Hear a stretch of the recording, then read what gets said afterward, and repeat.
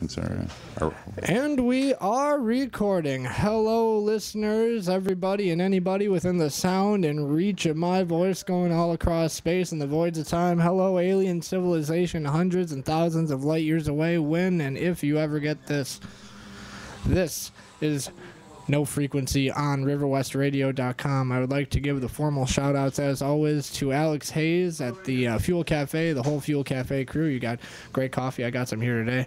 Brenna Olson at Zoomies, the whole Zoomies crew. Elisa Grassi in Las Vegas, New York. Flynn McNamara, my cousin in Prescott, Arizona. Avery, Julia Sibic, my new niece. Hello, if you ever see this. Two Houses, Chicago. John Newman Sr. in Cedar Rapids, Iowa, I believe. Liz Newman in Gang Mills, New York, if you still watch this at all. Theron Frederick. Theron, what up, dog? In Marinette. Aaron Stray in Wapaka, I think it is, if you're getting this live.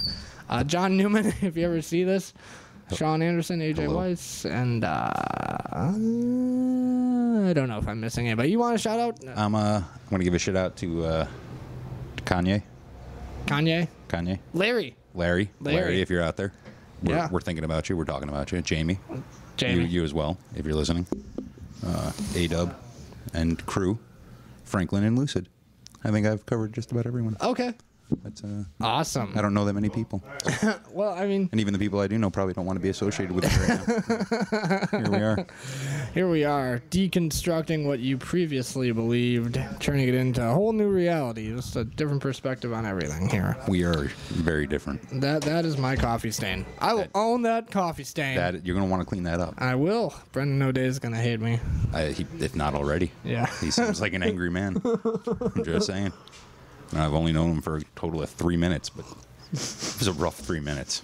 There was some tense there with my import vehicle and his Yeah. disbelief in its superiority to domestic productive vehicles. He's a well versed in cars, I think. Him and Tim are nerds about that. He lives at Tim. He talks. He's good friends with Tim. So Tim. yeah. I met Tim for the first time the other day. Again. Again. After. This is now the 18th time that I've met Tim for the first time. I want to renege on my comment that I wasn't going to shout out to anyone else. I'm going to shout out to Tim. Hi, Tim. Yeah, let's shout out to Tim because he kind of is the reason that we're both here. Tim put Dom here. Dom put me here. Here Yeah. we are. Here we are. Newman was here, and again, thank you, Newman. I appreciate the opportunity to fill your void. Yeah. Whoa. It's a good fill. So, you want to start business or pleasure? I'm going to leave it totally in your hands. I think we'll do business because I like doing that first because we kind of get that out of the way I'll first. move my Go E lyrics off to the side. Got them queued up in case we need them. I really, I didn't mind that song when it came out, but we'll get to that later. All right, so we've got some pieces of business here, and I like these. Let's talk about Facebook first because that's, yeah. Yeah, absolutely. That's I want to go back to before the IPO, the initial public offering on Facebook, the $38. Yeah, $38 share. The scam. People bought the hell out of that. They actually coined a term, Zuckered. Zuckered. The day of the IPO, that term became a real term. A lot of the investors got Zuckered. Oh man, that is so good. That's close to Hooverville. Yeah, it's like right up there with Carpetbagger. I mean, let's just admit it. Because that's basically what Zucker did. But Zuckerberg, I suppose, should probably put his name together. Yeah. Yeah, no, they. I remember I was actually having a conversation at work with one of my employees, and I said, I'm like, I can't believe they're going to offer it at over $30. It's an internet site that doesn't sell anything. That doesn't sell anything. You know, it's got a good $12 value for the novelty of it. Right. It's kind of like a blue chip in a way where you just buy it and say, hey, I own some Facebook. Like I got real estate, my face is on there, and it's in my safety deposit box. Yeah. $38, so wholly overvalued, it was bound to fail. Yeah, bound, really bound. Yeah, like inevitably. By design, yeah. And and I can't believe that the trading practices during that first few days of trading were legal. I know there are some investigations being tossed about, but I don't know if they're going to actually do anything about it. But it is just stunning how many people inside the trading venues fed into the rush for the shares to keep the price where it was at the IPO price. I thought that was illegal. Maybe it's not. Maybe it's one of those things you just think is illegal, but no one's tried it yet. Yeah. And now they got to legislate. But a horrifying way to treat investors, from mom and pop all the way up to Morgan Stanley. I mean, it's just an unfair way to treat anyone. But So what they did to investors was told them to keep buying shares, Yeah. essentially. Like, and they were buying shares themselves inside themselves to keep the price up. who? Facebook? No. Well, Facebook, yes, also right. Facebook, but Right. not like Morgan Stanley, J.P. Morgan, Stanley, whatever they are, the Goldman Sachs. All those people were buying inside their own units to keep Right. that IPO high, and even with that, it still fell. If I can point that out, like, Yeah. it still closed. I think 3 cents over its opening. Yeah. That's a horrifying experience for anyone. But and now there's some CNBC Money news. Some analysts are saying 5 to 8 years, and Facebook will be the new Yahoo. Yeah. If anyone remembers Yahoo, If anybody remembers Yahoo. you know, those 3 people with a Yahoo email address. I have 2 Yahoo email addresses, and I check them frequently. I am ashamed to know you. I'm not gonna lie. There's nothing wrong with Yahoo. No, there's plenty wrong with Yahoo. That's like the first email address. You're like, oh, well, I need an email address because I have to exist on the cyber world, and so you get a Yahoo email address, and that's I'm not saying fine. there probably is one out there right now for iambill@yahoo.com, but don't send any email to it because I don't remember the password if it exists. Like, I'm sure it's there, but What are we all on now? I mean, I've got a Gmail. It's Yeah. all about Gmail. I don't like what they've done to it recently, the changes they've made. But up until that, it was the perfect email. It's more accessible now. It used to be invite only. I know that. Yeah. So it's Facebook too. That's Well, that was during their beta phase. Yeah. Now, you know, they're out of beta, so anyone can sign up for it. You can still send invites, which I think is foolish. It's Yeah. just a space on my screen, but, you know, whatever. It is what Yeah. it is. But, the day my dad gets a Gmail, I'm going to find something else, though. So yeah. I might be 32, but I'm still young at heart. Right. Ladies. What do you think of now? I've heard tell, and I always do this. Of if you're applying for a job, it's best to not have, for aesthetic purposes, like a Yahoo email if you're gonna enter an email address that just looks shoddy. You do want again, 5 to 8 years ago, Yahoo would have been cool. That would have been okay. Right. But I'm asking you because you're my manager. Yeah, like and even in you're- my hiring practices, if I see like a Yahoo account or an AOL account, you're like, AOL. they're still out there. I've gotten some. Yeah. And I just don't know, like, what is this person doing with their lives if they haven't upgraded to Yeah. 2008? Right. Like, and they're applying for a job 4 years after. Like, Gmail's there. Use it. It's free. You know, make it your name, dot your last name at Gmail. That should be your professional account. I have a professional account for myself that I use for things. And then I have the 9 accounts that I use for everything else. Okay. You know, friends have one, business has another. Like, Right. Very particular that way. So if you were going to apply for a bigger job, like a corporate position, you would use. I would use my Gmail account as my. You wouldn't use your Lake Bluff. No. No. No. Okay. I would use my own personal Gmail business account that I have. Okay. All right. The one that I use when I do try to apply for jobs, hoping one day that I will be CEO of Macy's. Right. If you're listening, by any chance, I'm good. At the Tall enough, he is. He's 10 feet tall, 10 feet tall, bulletproof. bulletproof. And I use my student email though, because I've heard that that's a good practice. Like that just looks good aesthetically. If you're breaking into a business, Okay. I'm not. When I see like a .uwm.edu, No. that doesn't bother me because I Yeah. understand you're at school. Maybe you're from Arkansas or something, and you don't have Right. full email access. Yeah. Although I guess it's really a moot point. Yeah. 2012, but Right. it doesn't affect me as much as like a Yahoo or an AOL account. Yeah. I've gotten some people, even when they are Gmail accounts, where it's like dunderpants@gmail.com. Don't give me those email addresses. All right? I'm not hiring you. Like, don't put cashier number 1@gmail. I don't buy that for not for one hot second. Have you had that? I guess we're not giving away people's. No, email I'm address, trying not to, but Right. I'm coming literally within 2 alphanumerics of telling you some real email addresses that I've seen. I mean, they're just call me, tie me up at Gmail. Really? Because I'm going to email you, but it's not about the job. Yeah. It's, I got some questions that need answering. yes. Yeah. We've got a lot of concerns with that. That is, yeah, paramount in my concern category folder. But yeah, back to the Okay, point at hand. yeah. What they're saying, I'm going to summate here. This guy is saying that there's basically been 3 generations of web development. There's Yahoo, which was a big web crawler portal, I think is the word he uses, where content just kind of comes together and you find what you want.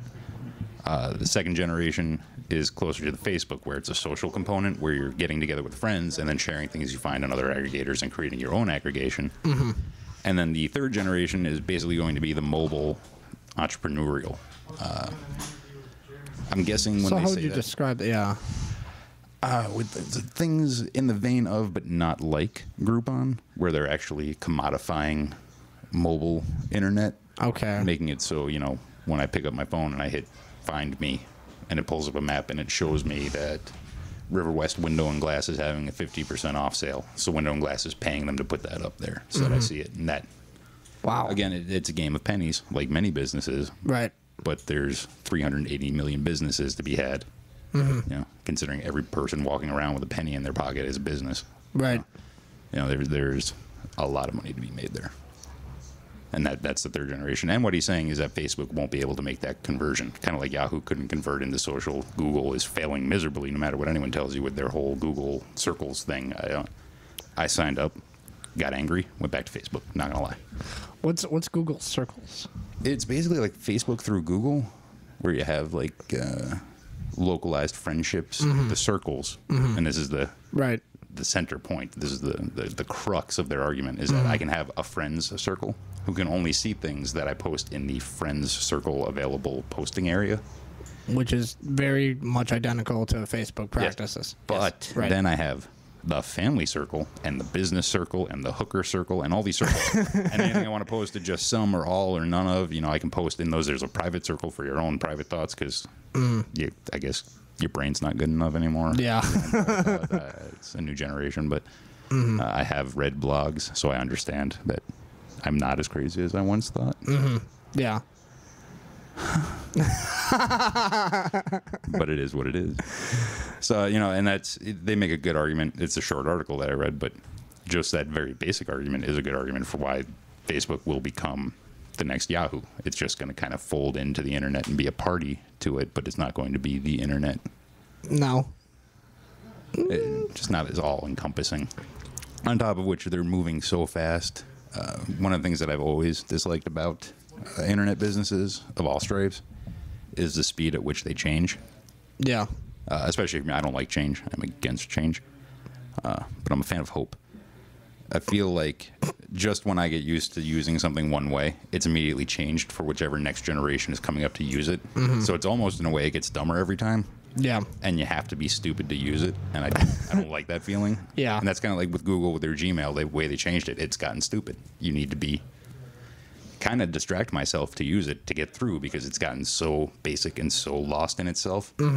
I liked it when it was my inbox and my messages. That's all I need. That's all I wanted. That's all I Right. signed up for. And now I've got this whole plethora of options that aren't Yeah. really Advertisements Yeah, running you on know. the side and things I don't need. people you might know. And Yeah, I don't- why do people- I care about I don't those wanna know people. I don't want to know those I guys. got 6 friends. We've Yeah. discussed this. I don't Yeah. need the rest of them out there. Like, Yeah. yeah. I would search for them if I wanted them. Yeah, you know, if I want them to have my email, I'll give them my email. And if I want theirs, I'll ask. Right. Yeah. Cute girls excluded. Well, obviously, especially if they're sisters Yeah. and if they're twins. Ladies. And if they're single, most notably. No, not true. John, piece of advice my father once gave me is never go out with a single girl. Because then you're competing with everybody. Holy Yeah, that's Wow. a true story. Yeah, Yeah. yeah. Yeah, because if she's in a relationship, you only got to be better than one guy. Right. How hard is that? Wow, that is I get out of bed better than 90% of the people I know. that Come is poor. That is great logic, but poor morality. on. My father is a god king. He's got what we call it, capital I, capital T, not as an internet technology, but as an it, that one thing, that thing where he walks into a room and all women look. He's got that. He gave it to me. I own it. He's better at dealing with it because he was a social drinker. Yeah. I'm not. If I drank more, I'd probably get more play. Yeah. Ladies. But, you know, it is what it is. Right. We're getting by. Struggling. Struggling, striving to survive. Right. So where were we? We were at Facebook, and I don't see it going south the way the way that you're predicting. I don't know. I still think it's a big. People like that. People like to expose it. Everybody's a celebrity now. You know, and that's true. And that's one of the things, you know, they've come up with this Twitter now where you have your 140 characters, I think it is, to say your piece. Mm-hmm. And I enjoy it to a degree because I am kind of gregarious where I want to tell everybody all my business all the time. I don't think there's a secret I have that I haven't told 6 people, because it's not really a secret to me. It's my life. Like, I aggregate it together and you've got a bill. Mm-hmm. But there are some people who just need to not have that ability. Like, some people don't need to be tweeting and Facebooking and status updating and posting their photos. I don't want to know about my friend Bones' lifestyle choices. I'm not interested. I met him. That's enough for me. Yeah. You know, but that's one of those things where I'm not saying that it's going to go away and disappear quite like Yahoo has, where it's now just kind of on the periphery. Right. It's going to disappear in that it's going to start to shrink in on itself. It's going to get smaller. It's going to be more select, not in that it's selecting fewer people, but fewer people are selecting it. Mm-hmm. And it'll flatten off, and that's fine. That's business. Business comes up, it goes down. It's healthy for the internet, for the people at large. But to expect it to maintain a value of $38 a share, GM is at like 26. Come on, people. Yeah. What is Microsoft at? It can't be. It's like 25, right? Microsoft? I can actually tell you in just a second if you'll hold. This hold on a second right there. Oh, that's right. I logged out of the internet. Well, right now the Dow is down 17 points. If anyone's interested. What is it closing at? Is it still above 12? It is above 12. It is 12101.46. That's still pretty. NASDAQ picked up 12 points to 2760.01. Okay. S&P is up 14%. Okay. You know, it's I'm okay with those. Yeah, right now Yahoo is trading at $15.01. Okay. Google is at $578.59. Jesus Christ. Apple is at $564.29. Mm-hmm. Google and Apple. Pushing the world forward. Netflix is at 65, so anyone who took my advice and bought it at 27, you're welcome, you owe me. Nice. Man, that's, yeah. Yeah, they learned their lesson. Everyone thinks I'm nuts. Netflix is going to be an okay competitor. It's forever. Redbox is not going to knock Netflix down, because I just found out 2 things about Netflix. One, Dom knows this already, but I'm going to tell him again. Mm-hmm. One, you can choose the quality of your streaming. I didn't know this till today. Years of owning Netflix, I discovered today. I've been watching it good quality. Today I went and switched it to best. Yeah. Because I'm a badass. So now I'm going to go back and rewatch every episode of Supernatural and see if there's parts that I missed. Yeah. Which is fine because it's a good show. Right. I was looking at Microsoft, though, wasn't I? You were looking at Microsoft. I've got... Now, my father's friends and my father have this quarrel with the new generation of Facebook and things of the like, that people are just becoming more open to putting their lives on display. And when you do that, obviously Zuckerberg sells your information, and then you get the kind of advertisements that are relevant to things that you post, and that's just obvious. Like, you know that's going on, and it's scary. And what's scary is that people are so okay with the surveillance of their lives. Now that's free information. Now anybody can use that information. Any government can track you. It is scary. It is, and it isn't. I guess I'm torn on that only because I like the idea of targeted advertisements. Like, I know what I like, and if someone can help me figure that out. Again, I'm going to go to Netflix for an example. They have their little suggestions for you thing. Right. It's the 10 videos I think you'll enjoy. I'm going to give them an 80% accuracy on that one. Well, yeah, but isn't that scary? That some fourth party that you're never going to see just knows that much about you. Where's the line of privacy? I mean, well, the line of privacy is set by what you accept.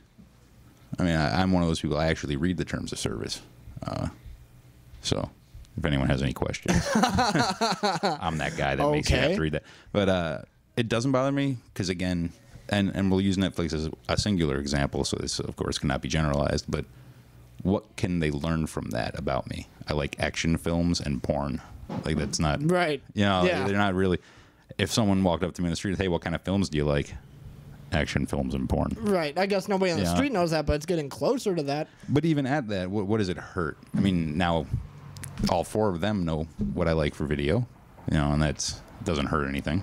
There's also there's new technology that's coming out where we're getting close to some kind of dystopian novel kind of things where it's like, well, now Google has the thing for your eyes. Yeah. That's crazy And awesome. and they're getting closer to being able to read brain waves, the wavelengths in your brain, Oh, yeah. like your thoughts. I Oh, would my be thoughts. able to know your thoughts. We would be wearing the same technology in our heads, Yeah. like on our heads, Oh, yeah. and able to know each other's thoughts without having to Yeah, communicate dude, it's like that verbally. scene in Demolition Man.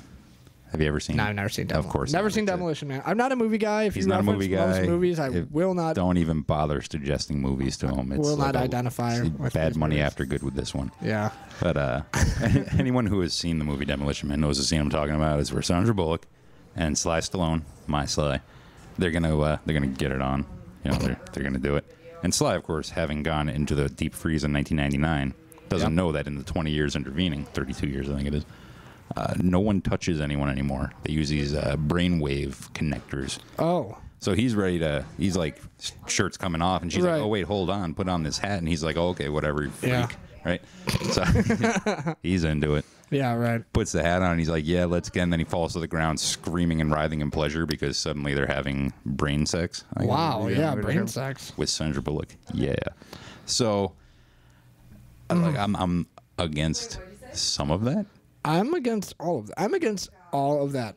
Everything that leads to that, but it's obviously made possible through R&D. Oh yeah. That's Yeah. why we have everything we have today. So Yeah, exactly.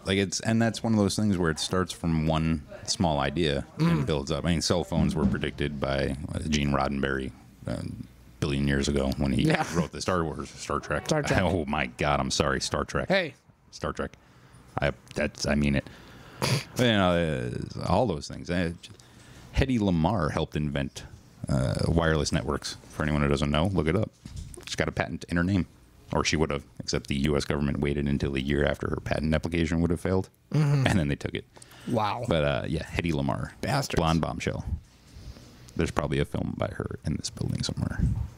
Actually, that would be apropos or apropos. Apropos. Apropos. Yes, sir. That's the one. but- I always confuse that one. That's okay. We're getting off track a little bit, but Yeah. I'm actually enjoying this conversation. Yeah. Oh. Because I am a fan of technology. I will never be chipped when that option comes up. Yeah. No one will be chipping me. They're going to need a team of specialists to take me down like a gorilla in the woods. And Right. it's going to be a fight. Yeah. But I'm not opposed to my phone picking up things from the neighborhood. I guess I'm Where do you draw the line of privacy? Like that's what I'm trying Well, that's, to. I guess, the best way I could put it is I don't mind things coming to me unbidden. Like, I don't mind a targeted advertisement coming to my phone. No. I mind my information going out without my permission. Okay. So it's a fine line, and Yeah. in a week I might change my mind on how fine that line is. But Right. that's evolution is life. I feel like there's some value to that for me as a consumer, as an everyday normal individual who walks up and down the road. If I do find out I'm in the mood for a cheeseburger, I punch cheeseburger into my phone and it comes up with an advertisement for a 2-for-1 at Red Robin. I'm going to Right. Red Robin. Oh, yeah. And that saves me money and gets them business. But then everyone knows I like cheeseburgers. So Right. there is that. But then again, ask me. I Yeah. like cheeseburgers. Yeah. Like, Yeah, anybody likes cheeseburger. I mean, I'll tell you anything you ask me. I have no problem with that. Right. But I do know some people are more private. Dom comes to mind, a little more private than I am Do you think so? on some topics. Yeah, I think I'm pretty. No, you're open. You're more open than probably 60% of people I know. Yeah, I was talking to my buddy Dave about this the other day. Is people, a lot of people are reserved. But like me, you're getting me all the time. Like, Which is really a treat. but most people aren't like that. Most people have to take off that layer of BS Yeah. and become a more vulnerable person in front of other people. Whereas I have to like kind of almost why I've been sober for 7 days now is like Congratulations. I have a problem with people like identifying me with that, number one, and like that's who I am now, to those people. It's like, well, obviously that person isn't taken seriously. Now I have to learn how to be the opposite of that and like put that kind of skin on and like reserve myself and like say like no, I don't want to be that, you know, that honest anymore, which is hard because I've always been a 100% person in front of everybody. Well, you can still be 100%. Yeah. I mean, it's where's the line come in? That's well, and that's, I guess, another fair and more philosophical question is, why is there a line? Because when everyone knows everything about everyone else, the differences that separate us now will fall away. Because that's a good argument. I mean, we already share 98% of our DNA with chickens, so yeah, how different can me and you be sitting 4 feet apart? I mean, right. You know, maybe I like brunettes a little more than you, but I find that difficult to believe. No, I'm a brunette fan. Yeah, brunettes. If you're out there, we're in here. If you're out there, we're in here, and that's kind of, well, yeah. But only for a little while longer. Nonetheless, though, and quick point, Microsoft is at 28.55. 28, and so Facebook thought that they could come in and just kind of run the market, and Zuckerberg being, I read up, a smart man. Oh yeah, he's an exceptionally smart man. Incredibly so. But, and of the world's richest people. Indeed. And I don't know how he let that happen or how he thought that could happen. And maybe he's, you know, talking to some higher ups at JP and Goldman Sachs and saying, listen, I got to have this kind of safety net that I'm not going to lose money on this. And well, that's the money that he's sinking to his own stock. He's already lost half the value on. So he's literally devalued himself on the order of the billions of dollars. But ridiculous. At the same time, it's a business. There's risk. It's a business. There's risk. And two, it's not real money. Yeah, that's true. It's stock money, which means it doesn't exist till you cash it out. Right. So he didn't really lose anything. He just can't regain until it gains. But as of closing today, he's at $26.90. So he's probably lost another $2 billion since Friday. That sucks. Idiot. Yeah. He could have given it to me, and I would have bought him an island. Yeah, I mean, really. Or me. It's all in land. Paying off my debt. Yeah, land is. I learned that watching There Will Be Blood. You want the land, and you want the rights to the land. Yeah. And you need a straw. A very long straw. Possibly a milkshake. Yeah. Just to bring the boys to the yard. And a bowling ball. And a bowling, you're going to want that bowling ball. Because, man, when that preacher man comes and he's angry, put him down. Don't let him win. Yeah, it's your house anyway. It's your land. You don't come into my house. Yeah. Man, that's one of my favorite arguments when I'm screaming is not in my place. Because every place is my place. I'm like a dog. I've pissed on every corner of the city. I licked the microphone earlier for anyone who wasn't listening. Yeah, it's my microphone now. It's he didn't do that. Oh, we got a Recall Walker van. Oh, do we? Look at that. Do we? You see that? Is there a homeless guy driving it? Look. Notice how he went down the alley so no one can see him? Yeah. Retard. He's going to have to wash that off after June 5th. No, he won't. Yeah, no, of course. It'll just wash off in the rain slowly. Yeah. Along with his hopes and dreams. It's going to be great. Now we're gonna retain a Fifth Amendment here, but it's gonna be great, and this is a great transition. And it's gonna be great when you see the people with the Recall Walker stickers on their car and on their life. They're gonna have to get those taken off because I'm not gonna jinx anything here because I don't think it's possible at this point for the superstition to even kind of take play. But tomorrow. As many of you know across the country, and if any of you don't know, you've been living under a damn rock.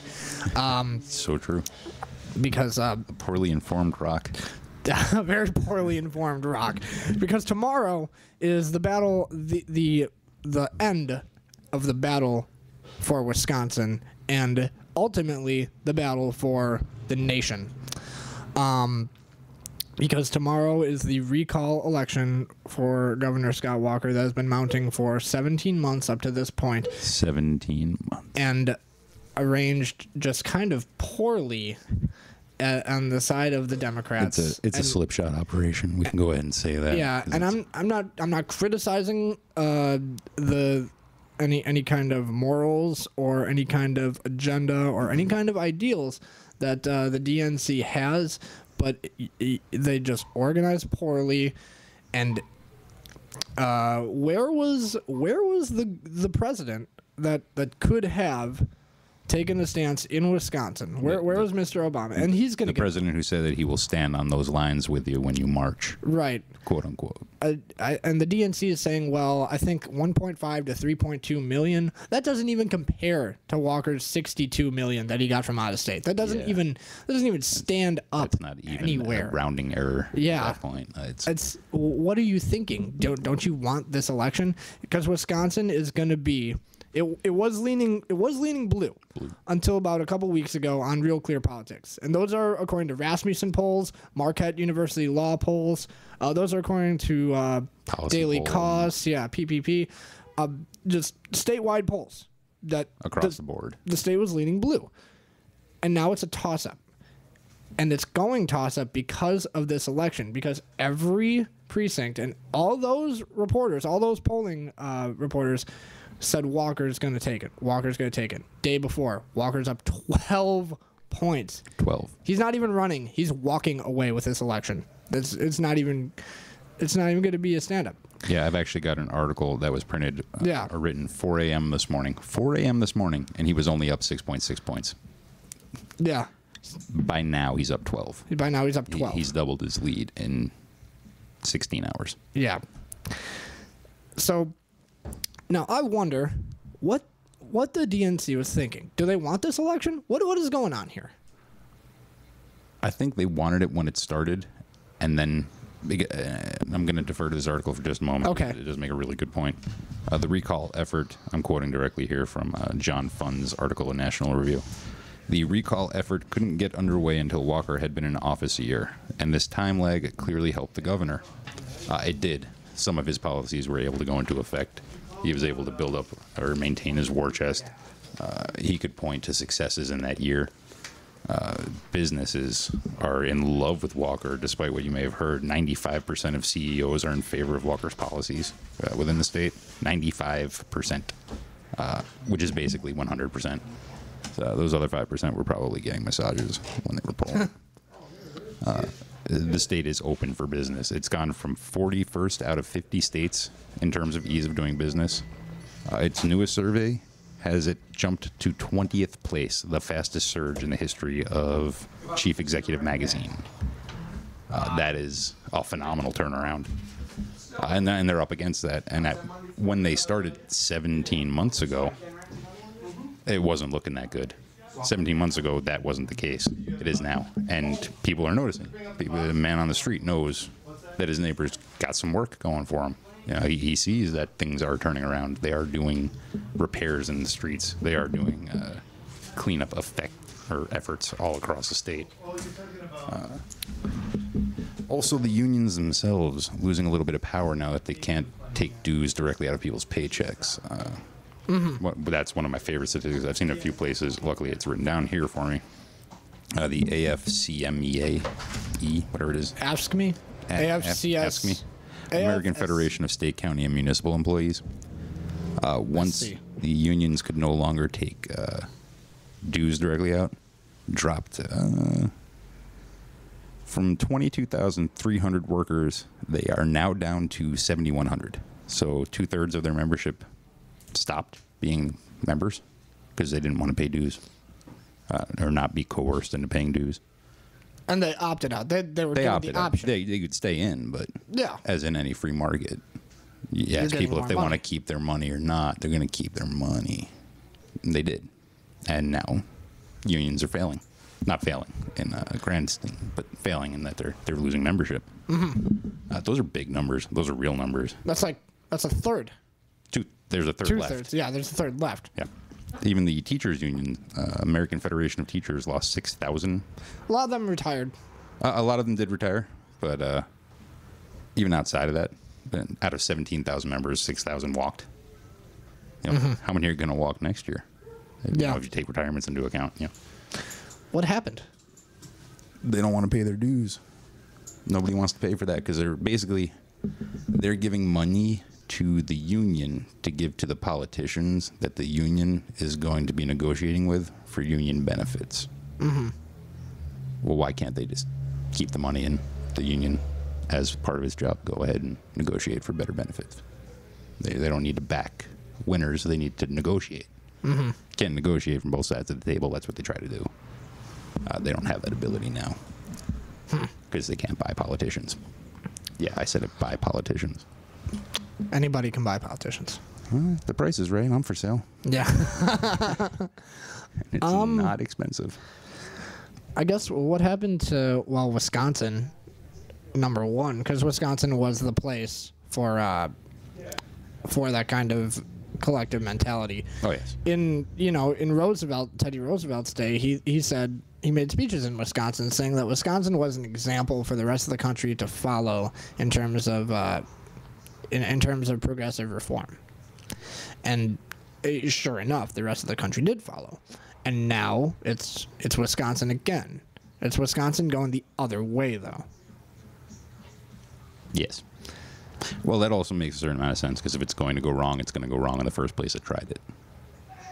And it has, to a degree, gone wrong. It's an unsustainable debt load for public employee unions. And we're paying benefits to people whose benefits exceed not just the private sector, but some dictatorships in third world countries. Mm-hmm. And that's our tax money at work for these public sectors. It's a horrifying way to do it, because when you get down to it, a public employee is the employee of the public. Right. So I'm paying them once already with taxes, and then they're negotiating for better pay. Well, I only agreed to one price. Mm-hmm. And that's... It just builds up. It's like Q*bert. You're played. So young. For anyone, Larry, I know you remember Q*bert. It's like Q*bert, if that helps at all. Well, what happened to the collective mentality of people? Because America's got an individualist mentality. Yes. There's nothing wrong with that. Unions operate on the collective mentality, yeah. Obviously, and there's nothing wrong with that either. Some people have a moral issue with that. A lot of my friends do. I don't know what's wrong with it, because if obviously teams win. Now, if you act as a team to accomplish the same goal, then that's fine. And if you're all getting around the same goal, and if you're all better off for it, and if you're all increasing your standard of living, that's fine. But what happened to the value? What happened to labor management? Well, the relations between labor and management, because labor became management. The money goes to the DNC, right? Yep. From the unions. Yep. From the pay, directly from the paychecks of the directly employees. from the paychecks of the employees. Yes. Thanks. But when was that not the case? When was a better case made? And I don't know. This is a rhetorical question, obviously. When was a better case made for the existence of unions in the early 1900s? That wasn't the case. That they didn't back political opponents. That they just managed. Well, at the time when they were really coming up as a force to be reckoned with, a lot of the things that they were concerned with, civil service rules, things of that nature, weren't in effect, which now they are. A lot of the things the unions were created to protect. The 8-hour workday and... Yeah, the 8-hour workday, a break in between, mm-hmm. Provisions for safety and healthcare and all those things on not healthcare and insurance, but healthcare and the workplace. Things of that nature. Those things are now legislated for outside of the role of the union. There's a whole set of rules just for that. Right. But that's what the unions were for. If that's already legislated into the workplace, the unions don't have a whole lot to go after except for benefits and pay and days off and sick days and those, because that's all. It was all tied in together 140 years ago. Right. Well, But actually, now- just as recently as 100 years ago. Actually, Well, less than that. within the century. Right. So, it's spitballing here. I apologize. But as those portions of their role had been legislated for, they're left working harder for what's left over. It's kind of, if I give you 6 things to do in a day and you do 5 of them right away, you got 6 hours left to do the last thing. Right. You're either going to do it really hard or not at all. Unions do it really hard. It's all about the benefits and all about the pay raise, which I guess I'm against minimum wage. I'm just going to come out and say that. If I can find someone who will do the job for half the price of someone else, I should be able to hire that person. It benefits everybody. If I can't, then I'll pay the guy who wants more because I need someone to do the job. But it helps the consumer. If auto worker, instead of making $22 an hour, oh, that's horrifying. Hi, Scott. It's our friend Scott outside. It's Scott, he's got a. Is he stealing my car? No, he's stealing his bike. He's stealing his own bike. What a rebel. I set my coffee on his bike seat. Well, you should probably apologize to him on air. He's all right. I don't think you want to risk his wrath. He's got shooter's glasses on. But nonetheless. We were at minimum wage discussion. Minimum wage. Well, yeah, you can easily drag me off into that conversation. But when things are cheaper, if an auto worker is making $40 an hour to put a tire on a car, but there's someone standing outside the auto plant who says they'll do it for 20. 10, yeah. Yeah, or 35, really. I mean, every penny's a penny. Right. But you got to go with the cheaper guy. You want to go with the cheaper guy. Especially if he's going to do just a simple job that is going to be the same quality. The same job, the same quality, but he'll do it for lower costs. That lowers the price of the car. There's 4 wheels on a car. If you save $5 per wheel, that's $20 off the top of a car. Now extrapolate that out into every little piece of a car that gets touched by union workers' hands. Right. And now you've got more money. And that's why Hyundais are a third the price of domestic cars. That's why Kias are a third the price of domestic cars. They're not coming out of sweatshops, despite what you may hear. South Korea built my car. Phenomenal work environment, great place to go, great place to visit. Anyone who's ever seen MASH knows that. But it's an unfair advantage to the workers against the consumers. And that's my personal... that's my against. That's my counter argument to it. Because when I look at a car, if I look at my car, I see approximately $2,000 in components, about $2,000 in work, and machining, about $1,000 in manufacture. So I got a $5,000 car that I paid $22,000 for. So where does all that come from? Because it's not like there's a team of people who are actually building. Now half of them are robots. Yeah. Instantly repetitive. Never need a day off. Right. So you end up paying a lot for negative values. Well, hold on. Holding. Tell me more. There's the things that have to be considered the price of doing business that you always argue for. Oh, yeah. Yeah. Got to keep the electricity on. Oh, yeah. Got to pay those bills. I'm obviously spitballing, just ideas. Oh, yeah, no, for sure. Well, let's go into that for a second, though. But when I look at my car, I also see that it is one of 13,000 that came off of that wreck that day. Arbitrarily, it's probably closer to like 150, like every 2 hours. So right, yeah. We'll say one of 1,000 cars that day. So you take 1,000 cars that day, $5,000 in value in them, and sell them all for $22,000. You made $17,000 a car on 1,000 cars. So whatever that works out to, $17 trillion. So yeah, I think you can keep the lights on. I mean, I'm not saying that my electric bill is totally under control, but I think I could probably run an auto plant for less than $17 million a day. Right, but you've got to pay. Well, I guess you don't have to pay the people. And there it is. That's the issue. You got to pay the people. Well, how much of that do I have to pay? At $17,000. Well, there's probably management that you have to pay. Well, and that's salaries. The thing. Again, too many layers as well. This is an argument I was having in my head the other day about the value of labor. Credit card fees and operating fees. Yeah, everything. Just operating fees. Well, and it's silly, but when you get down to it, the cost of them having chairs in the break room has to be worked into that. Yeah. The cost of keeping the tiles clean. What it costs for them to flush a toilet. Yeah. All that's all got to get paid for. My argument is that $17,000 per car on a 1,000-car run is more than sufficient to do that, especially since these plants run 290 days a year at peak. You're the guy that I was talking to that you said Walmart. Okay, Walmart had like 36 cashiers at every store, and now what's the statistic? And now they're mostly self-checkout? Yeah, they got a lot of self-checkouts now. Yeah. And you're in favor of that. I am. But that's kind of counter to your thought on this, though. That's because we were talking about two different things, two different markets altogether. Okay. This is a product. Right. And Walmart is a service. Right. Because they don't create anything. There's no value created by a cashier. All a cashier does is cash you out. Auto workers create value. So like a car has value. Right. Me getting through the grocery store with a bag full of arugula. There's no... I can't trade that. It's not fungible. There's no way to trade that to someone else or something. But what I'm... Unless they're really into arugula. What I'm thinking is, okay, yes, they're saving money, but they're still Walmart. They're still the biggest employer in the country, even with those cashiers. They're still the world. Still the biggest employer in the world. You can pay a worker. I mean, that's kind of what I'm thinking here is... You could, but... and that's somebody's life right there. Well, let's pull that thread. So you could pay a worker to work in the Menasha Walmart, to throw out a strange and fun Wisconsin name. Yeah.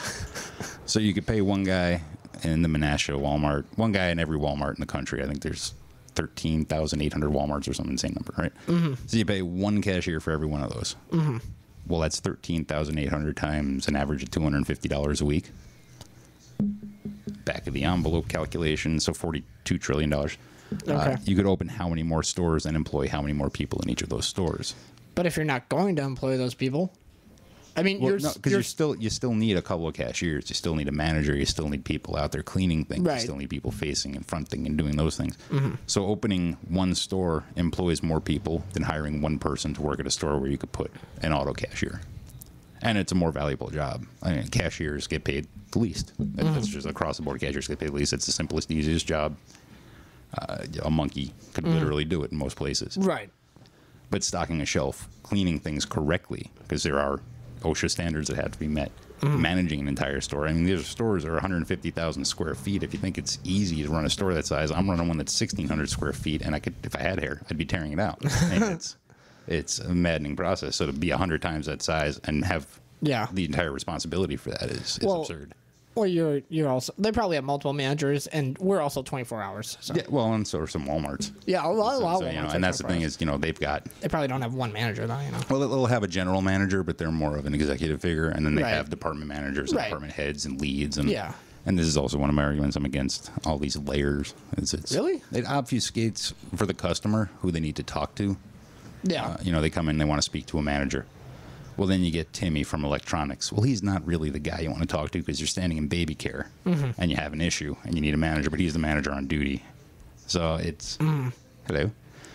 And is that the same girl? No. Whoa. Yeah. I'm liking this neighborhood more and more every time. But whoa. So Timmy's the manager on duty, and he's electronics, and you need baby care. Yeah, I'm having issues with baby formula. So he's not as invested in the baby formula issue. Right. I mean, and I'm gonna admit right here that I'm being very particular in this argument, only because something like baby formula, where you can kill a child, you want someone to give a crap. And Timmy from electronics, who just came off playing GTA on his computer and back, Yeah. he's not gonna.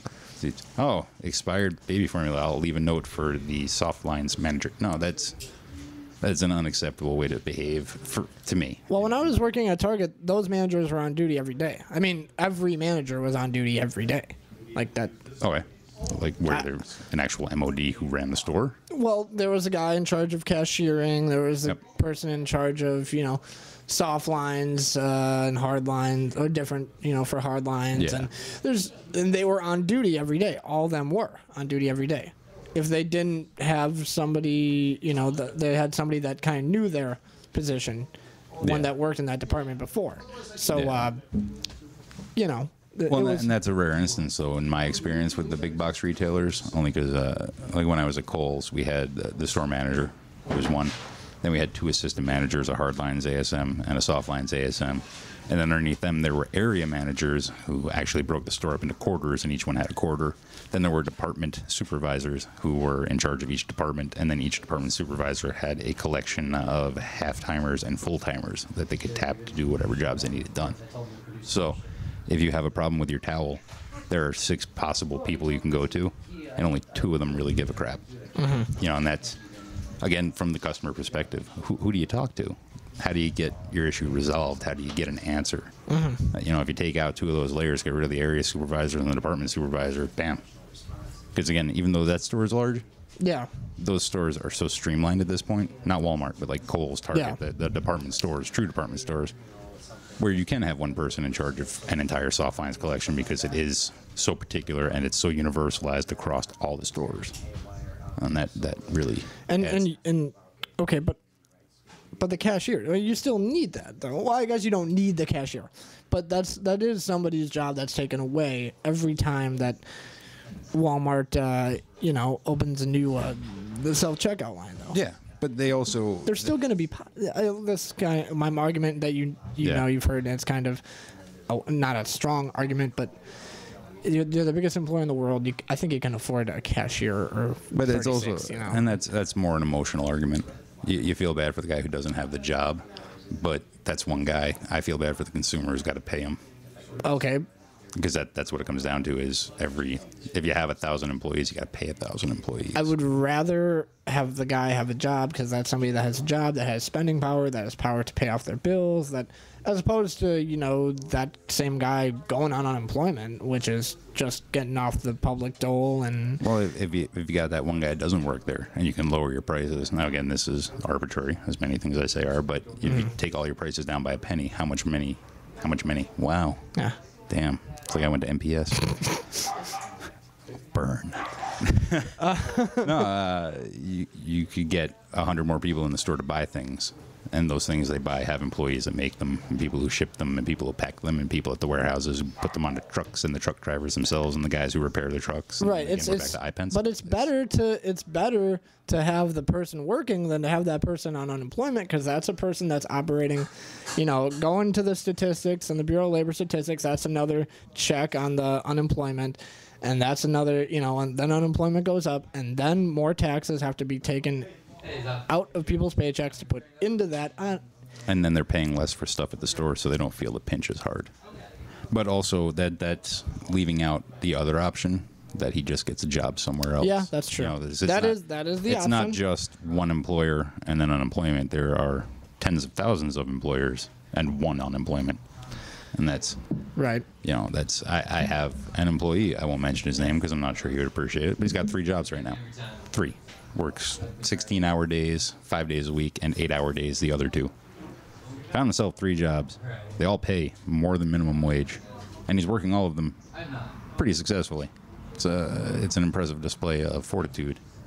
Foolish, health-wise, but yeah, especially when you're hourly. That's just yeah. It's a horrifying way to make money. But he loves it, and he's got it.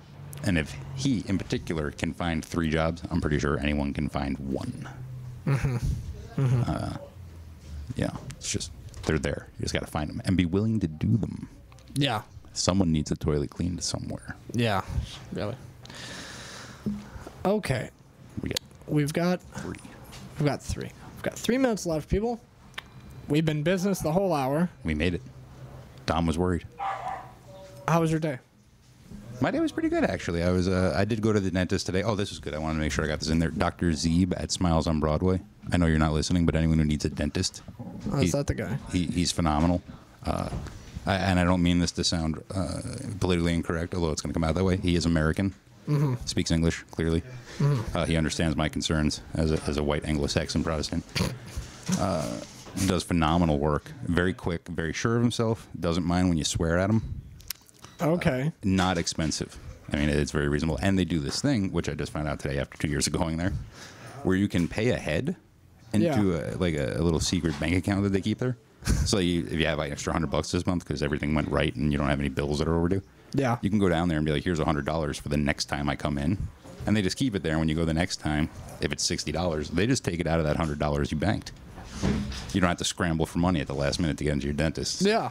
That is a great feature. I'm so excited by that. I'm like beside myself. It's like a tab. More people should do that. It's like a tab. It's like a dental tab. Yeah, we should do that as a gas station, but kind of. God, that would require me to then be the accountant. That would go south. So it just with the volatility of gas prices, man, it would be almost impossible to keep track of. But and again, obviously not to maybe clarify what Bill said is that not to have any kind of racial or political agenda, but if you're a person that communicates clearly one way, like and me. And another person picks up like on 90% of I'm not gonna have like a not that I have anything wrong with Spanish, but if I have a Spanish doctor that isn't really understanding what I'm communicating to him, then kind of moot. I don't have any reason to go there. I have a doctor right now that is a white male, and he speaks English and was raised in this country, a white guy. We are on different wavelengths. What I say to him, he just doesn't pick up. He's a quack. And he's like, oh, well, I'll just do this. Well, that's not a universal diagnosis. Dr. Donald Carr, if you want an American doctor. Dr. Zeeb, if you want an American dentist. But, All right, we're down to the last minute, If that. and I think that we're gonna go ahead and exit stage now. Stage right. We're in that moment. So Stage right. thank you very much for listening. We appreciate your time. As always, this has been another installment of No Frequency Radio. Tune in next week and you can catch us 6 p.m. to 7 p.m. Monday. Up next, we've got Brennan O'Day and his partner Sam for Extempo Radio. I'd like to give the shout-outs formally to everybody. You know who you are. I'm not going to take the time to mention your names. Thank you for watching. Thank you for watching in the future. If you watch us in the future, we're out.